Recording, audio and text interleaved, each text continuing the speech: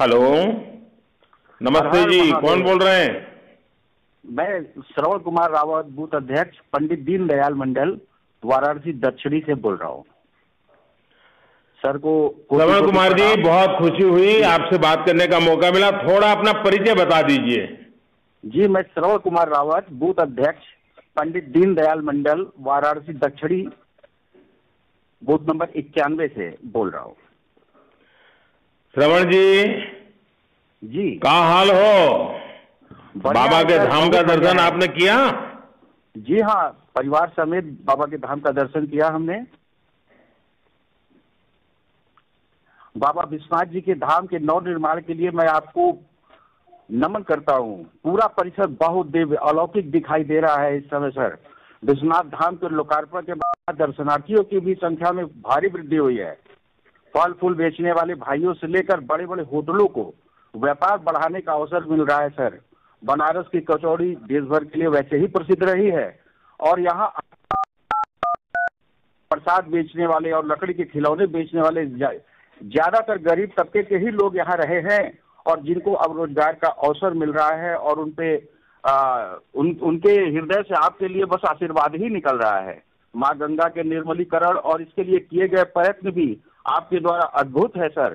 देश दुनिया के से यहाँ आने वाले हर तीर्थयात्री आपको बहुत बहुत बहुत आशीर्वाद देते हैं सर।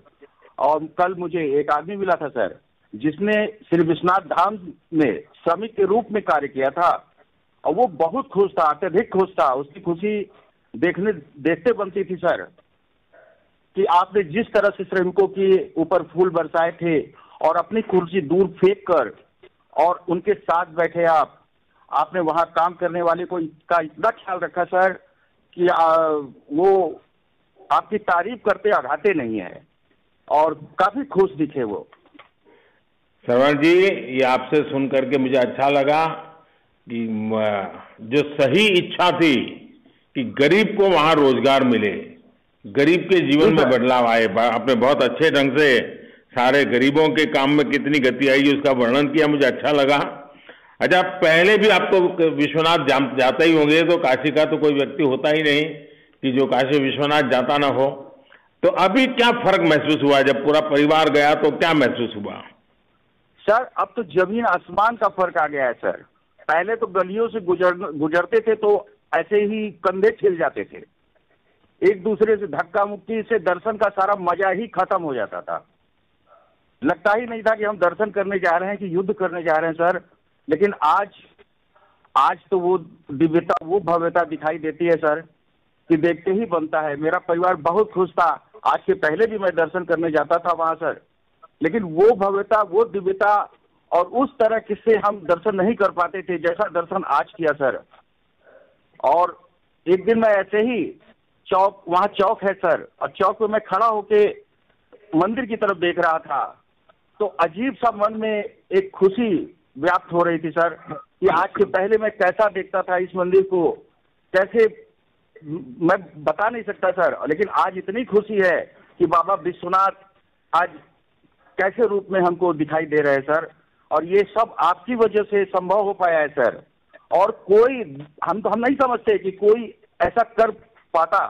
आप तो सर इतिहास पुरुष हो गए सर, आपके द्वारा किया गया कार्य इतिहास के पन्नों में दर्ज होगा सर। कभी कल्पना, काशीवासियों की कभी कल्पना भी नहीं रही सर कि ऐसा भी होगा कि एक दिन बाबा विश्वनाथ जी के पास हम लोग इस तरफ से पहुंचेंगे। हम लोग जाते थे सर, रंग भरी एकादशी को दम घुटने लगता था सर, जैसे लगता था कि हार्ट अटैक हो जाएगा। और आज इतना दिव्य, इतना भव्य परिसर है सर कि देख करके लगता है कि वाह, बस मुंह से केवल बस एक ही चीज निकलती है कि भगवान आपको, महाकाल सदा आपकी रक्षा करे, हर मुसीबतों से आपको बचाए और हमारे बीच आपको हमेशा रखे सर। आप तो मेरे काशी के देवतुल्य सांसद है सर, और मैं क्या कहूं सर, आपके लिए कोई भी वर्ड अगर मैं बोलूंगा, कोई भी शब्द बोलूंगा तो वो चोटी पड़ेगी। श्रवण जी, आप एक बूथ के प्रेसिडेंट हैं, लेकिन जिस गहराई से आप बात को बता रहे हैं, मुझे बहुत खुशी हुई कि एक बूथ लेवल पे मेरा एक कार्यकर्ता इतना सजग है, इतना व्यापक उसकी दृष्टि है। और श्रवण जी, मैं तो देख रहा था कि आप इतने भावुक होकर के बोल रहे थे। सर, ऐसा लग रहा था कि मैं आपके लिए मैं कैसे आपको बोलने के लिए मेरे पास शब्द ही नहीं है सर, कि मैं जिसका क्या बताऊं सर, मैं कुछ नहीं बोल पाता आपके लिए कि आपने क्या किया, कैसे जी किया, ये जो कुछ भी है ना, ये सब बाबा की कृपा है। नहीं सर, आप तो साक्षात बाबा की कृपा के बिना कहाँ कुछ होता है। उन्होंने तो हम सबको माध्यम बनाया है, और इसलिए मैं आपको और भाजपा के हर कार्यकर्ता को कहूंगा कि लोगों की सेवा के मौके को हमें गंवाना नहीं है।